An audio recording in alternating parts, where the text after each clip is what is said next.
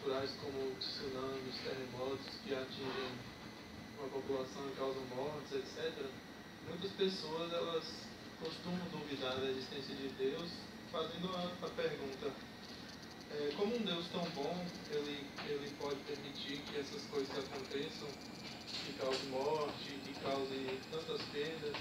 Recentemente a gente teve o fato da tragédia de Brumadinho, da queda da barragem, e muita gente pode se fazer esse questionamento, excluindo-se dessa equação o próprio fato da responsabilidade humana e o próprio fato também de Deus não ser somente amor. Como a gente pode confrontar esses pensamentos? Essa é uma das questões de apologéticas que é muito comum, ou seja, como conciliar a crença em Deus bom, justo e amoroso com os infortúnios que acontecem no mundo. Essa é uma das questões que tocam a questão de apologética. Primeiramente, deve-se observar que nós estamos vivendo em um mundo que se tem o efeito do pecado. É aquilo que eu falei, história da salvação. Nós estamos vivendo, aí entra a questão da queda. A queda afetou esse mundo. O pecado não é meramente uma teoria, o pecado é uma realidade. O pecado ele teve efeitos funestos no mundo que nós estamos vivendo. Nós estamos vivendo em um mundo sob os efeitos do pecado, da depravação total. E esse é o primeiro ponto a ser considerado. E isso afetou também a natureza. Romanos capítulo 8 fala da criação gemendo. Paulo falou sobre a criação gemendo. A criação geme, a natureza geme. Nós estamos vivendo em um mundo sob os efeitos do pecado. Esse é o primeiro ponto a considerar. Então não devemos entender, quando acontecem essas coisas, olhar logo que Deus não é bom. Primeira coisa, vamos observar que nós estamos vivendo e colhendo os frutos dos efeitos do pecado. A segunda coisa que devemos observar é que esses acontecimentos acontecem pela permissão de Deus, e Deus usa também conforme os seus propósitos, que muitas vezes nós não entendemos. O fato de nós não percebermos, não vermos, não conhecermos um propósito em alguma coisa, não quer dizer que não tenha propósito nenhum. Eu posso ver uma máquina, por exemplo, e ver aquela máquina, eu nunca vi aquela máquina, olhar aquela máquina e dizer: para que serve essa máquina? Eu nunca vi essa máquina, então eu não sei para que ela serve. Mas o fato de eu não saber para que serve aquela máquina, não quer dizer que a máquina não sirva para nada. Ela pode servir para uma coisa que eu desconheça. Assim também são os propósitos de Deus. O fato de eu não conseguir ver propósito nessas coisas não quer dizer que não exista propósitos. Tudo tem, portanto, um propósito que é desconhecido por nós no momento. Por isso que o texto bíblico diz: todas as coisas contribuem para o bem daqueles que amam a Deus. Por outro lado, nós temos que entender o quê? Que Deus utiliza esses infortúnios, esses acontecimentos, para que, por exemplo, aconteça a morte. A morte tem que acontecer. A morte vai acontecer de uma forma ou de outra. A morte vai acontecer por um acidente, a morte vai acontecer por um infarto, a morte vai acontecer por uma doença, a morte vai acontecer por um desastre, a morte vai acontecer. A morte vai acontecer por idade, por velhice, a morte vai chegar. Se a morte então vai chegar de uma forma ou de outra, existem várias maneiras da morte, esse tipo é uma das maneiras que Deus utiliza.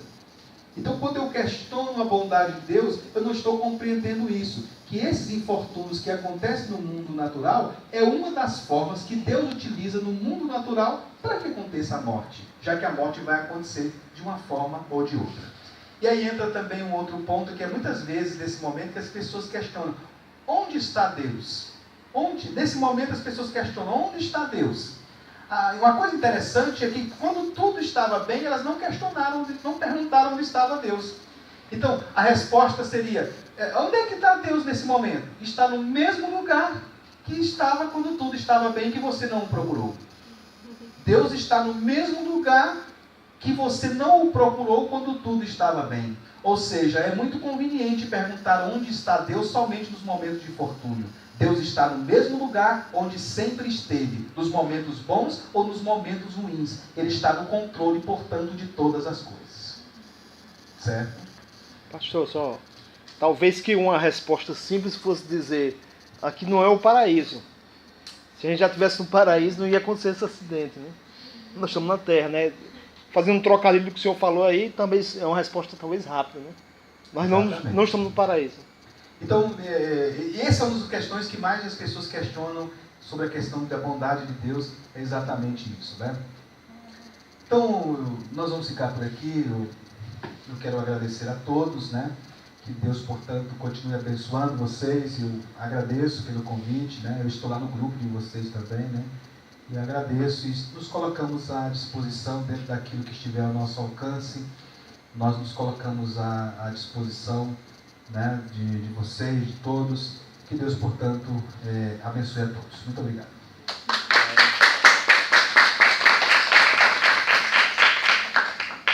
Nós que agradecemos ao pastor por essa maravilhosa palestra. De fato, muito edificante. São coisas que a gente precisa saber, outras que a gente precisa lembrar. Nós agradecemos muito o apoio que o Senhor sempre presta para a gente, para a ABU. Nós somos muito gratos à vida do Senhor por todos os ensinamentos. E também estamos à disposição. Sim, é uma surpresa. O pessoal do ponto está aqui me falando outra coisa, pastor.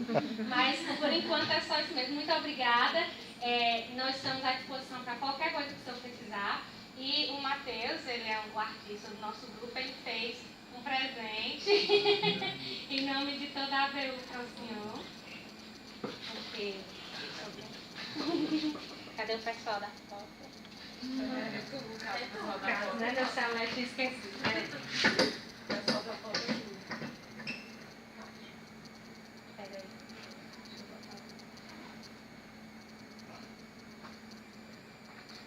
Oi. Pode tocar. Eu sou... Vai abrir aí. @FoxArt. Uma caneca de colaborador oficial da ABU. Colaborador oficial. Peraí, deixa eu tirar a foto. Eu esqueci, gente, tirar a foto.